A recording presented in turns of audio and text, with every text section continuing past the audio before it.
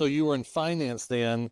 So if that started in 96, that would have run you in maybe through 9/11, somewhere in there? Exactly. Right just after, because 9/11 is when I decided I no longer wanted to be in the business. That week, actually. Not because, no stolen valor here, not because I lost a loved one in the towers or anything like that. Luckily, I only knew distantly one person. But it wasn't so much that, it was everything you were done and trained to do and learned how to do to advise, let's say you as my client, Craig, when an event like that happened. And we had other events. We also lived through the dot-com bust right before that. You had these events, where the market just swings wildly. People are upset. I'm not 50 years experience in the market to say, hey, settle down. I've seen this a million, because I haven't seen this a million times. And it never felt right.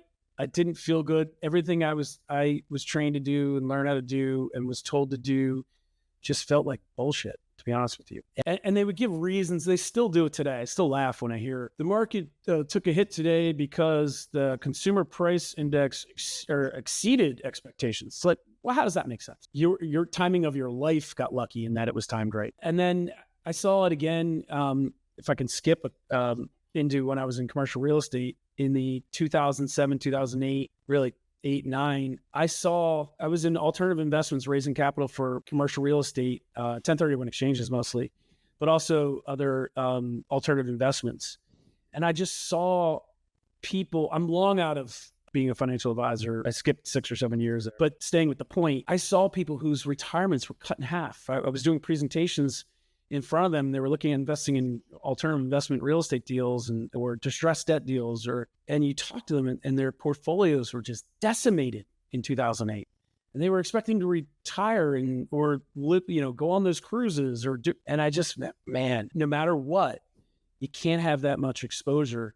And most people have 100% exposure. I said to myself and everyone I talk, you cannot have that much exposure to the stock market, because I think it's important in terms of diversification to have some money in there.